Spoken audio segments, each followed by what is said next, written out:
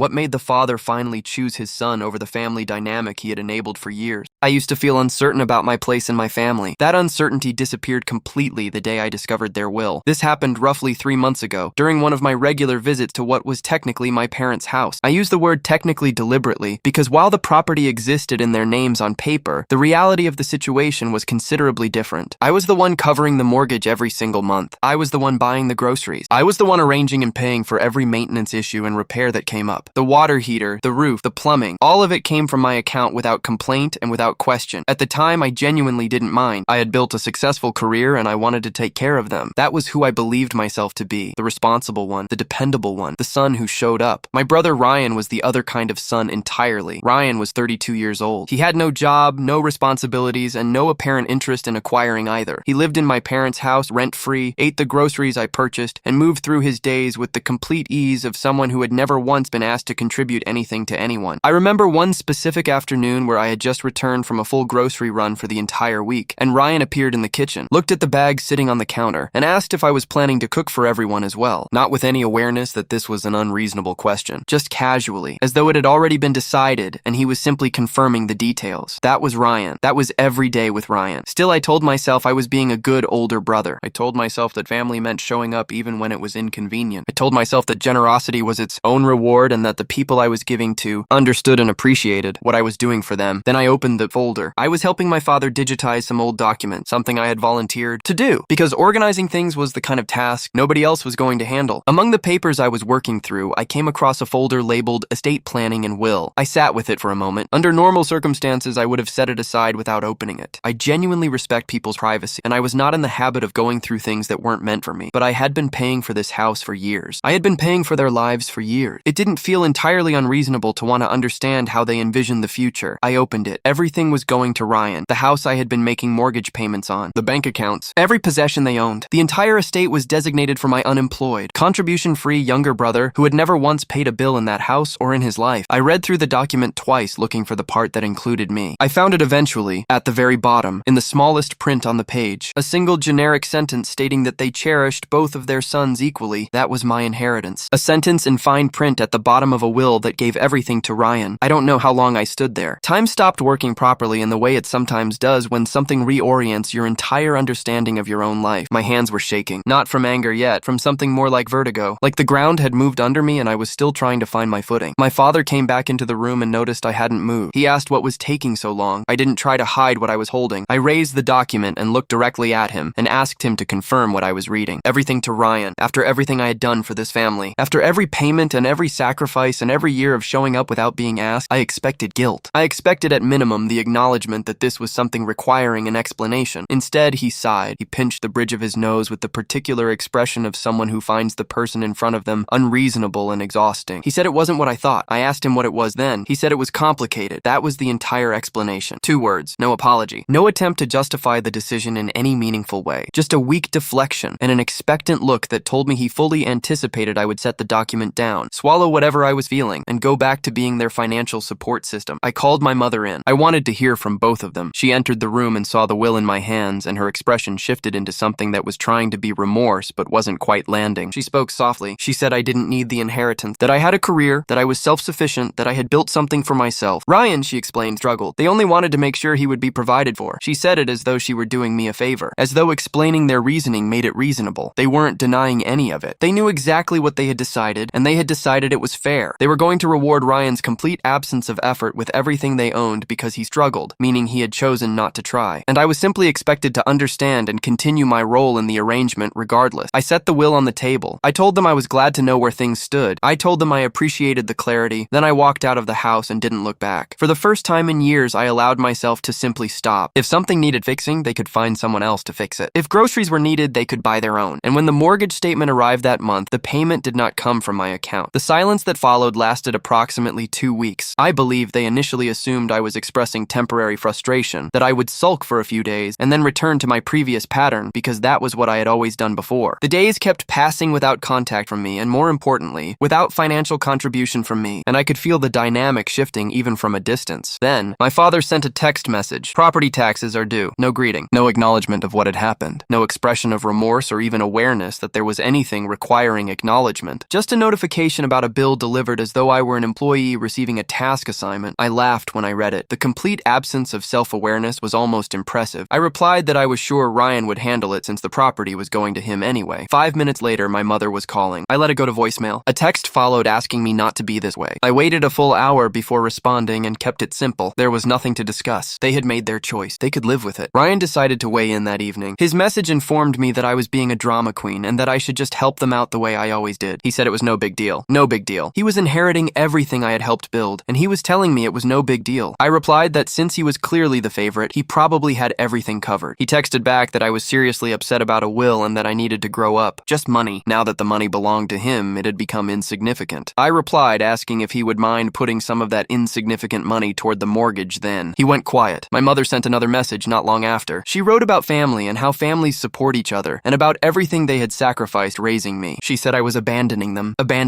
After years of being the one who showed up for every financial emergency, every repair, every grocery run. After years of being the one who never asked for anything in return. I was abandoning them by declining to continue after discovering they had planned a future in which I received nothing. I replied that they had made clear I wasn't truly family when they excluded me from the will. Ryan could provide for them now. My father's next message called me greedy. I sat with that word for a moment. The man I had been supporting financially for years was calling me greedy for declining to continue after discovering what he had quietly arranged. I replied that I was finished and put my phone on silent. The following morning, I woke up to a bank transfer request from my mother. She had sent a request for exactly the amount needed to cover the overdue mortgage, $3,500, with no message attached, no explanation, no acknowledgement that this was anything other than a routine transaction between her and her personal bank account that happened to have my name on it. I declined it immediately. She called within minutes. I ignored it. She texted asking why I had declined it. I replied that it was not my responsibility and suggested she ask Ryan. She called again. I ignored it again. She texted that they would lose the house if I didn't help. My father added that I was going to let my parents become homeless. They were not going to become homeless. They had savings they had never touched because they had never needed to touch them because I had been covering everything for years. They were not in crisis. They were simply accustomed to not spending their own money and were now confronted with the reality of having to do so. I ignored them for the rest of the day. That night, Ryan told me I was making the situation bigger than it needed to be and that I should just send the money. I asked why he didn't send it himself since he was the one inheriting everything. He said he didn't have that kind of money right now. He didn't have money. The 32-year-old man who had spent his entire adult life being financially supported by our parents and indirectly by me didn't have money, but he had been perfectly comfortable with me spending mine. I told him to figure it out and went to bed. The next morning, my phone rang from my apartment reception desk. My parents were downstairs, all three of them. They had driven to my building, uninvited, and were demanding to be let up. Told the desk not to allow them up and that they needed to leave. They didn't leave. My mother texted that they weren't going anywhere until I spoke with them. I considered ignoring this as well, but something in me had shifted past patience and into something colder and more certain. I was not afraid of this conversation. I was ready for it. I went downstairs. They were standing in a formation that felt almost staged. My mother with her arms crossed and her expression of practiced disappointment. My father with his hands in his pockets, radiating the particular frustration of someone who cannot believe they are being inconvenienced. And Ryan standing slightly apart looking bored as though the entire situation were beneath him. I leaned against the door frame and told them to leave. My mother said they needed to talk. I said I had already said everything that needed saying. My father asked if I was really going to let them lose their home over a petty grudge. I told him I meant the grudge of discovering I was good enough to fund their lives, but not good enough to appear in their will. That grudge, my mother clutched her chest. She said it was unfair, that they had only done what they thought was best for the family. I asked if she meant best for Ryan. Silence. Ryan spoke up then. He said he hadn't asked for any of this, that he didn't want involvement. I turned to him fully and told him he was 32 years old and needed to get a job. His face flushed. He said what the hell was my problem? I stepped closer and told him he had heard me clearly. If he wanted to inherit the house, he should start behaving like someone capable of owning property. If he wanted to be the golden child, he should start paying the bills that came with that title. I was finished being his financial safety net. He looked at the pavement. My mother tried again. She said we were family, and family supported each other. I looked at her for a long moment and said exactly. So why hadn't they supported me? She had nothing to say to that. My father made one more attempt. He reminded me that they had raised me, fed me, clothed me, that after all of that, the least I could do was help them now. I told him I had already done that for years, and they had repaid me by cutting me out entirely. My mother's voice went soft. She said they thought I would understand. I exhaled slowly and told her I understood perfectly. I understood that to them I had never been truly family. I had been a resource, a financial arrangement that had proven useful for years until they decided it was no longer needed. The silence that followed was the heaviest one of the entire conversation. I told them we were done. I went back inside and closed the door. Before I had even reached my couch, my father sent a message saying that after everything they had provided, I was really abandoning them. I typed back that they had abandoned me me first, that I was simply finally accepting it. Then I blocked all 3 of them. I assumed that was the end of it. I was wrong. Within 24 hours, I began seeing posts appearing on Facebook. My mother wrote about raising children right and how real family helped regardless of circumstances. Her friends commented that I was disappointing and disconnected from what truly mattered. My father posted about family deserting you in your time of need and about the sacrifices parents made that children never fully appreciated. He tagged me with a passive-aggressive closing line. Ryan's contribution was perhaps the most remarkable. He wrote at length about how some people confused family with money and how he would do absolutely anything for his parents and how he wished certain people understood what love and sacrifice actually looked like. Ryan, who had never sacrificed anything for anyone in his entire life, writing publicly about sacrifice and love. I sat with the screen for a long time. Then I waited several hours to make sure I was not responding purely from anger. Then I opened my own Facebook account and told the truth. I wrote everything. The years of mortgage payments, the groceries, the maintenance, the repairs, the will with Ryan's name on everything, and my name on a sentence in fine print. The bank transfer request with no message. The appearance at my apartment building. The conversation at the door. All of it, calmly and completely using my real name. The response was immediate and larger than I had anticipated. People I had not spoken to in years reached out privately with support. Cousins, family friends, distant relatives who had observed enough over the years to recognize which version of events was accurate. Ryan called me a traitor. My father called to shout. My mother said nothing, which communicated more than any message could. Have I blocked all 3 completely? And for the first time in my adult life, I felt the particular lightness that comes from having finally set down something you have been carrying for far too long. I do not feel guilty. I never deserved to be treated as a financial instrument by the people who were supposed to love me most. I deserved to be seen as a son, as a brother, as a person whose contributions meant something beyond the dollar amount attached to them. I deserved better. I still do. Ryan can figure out the mortgage.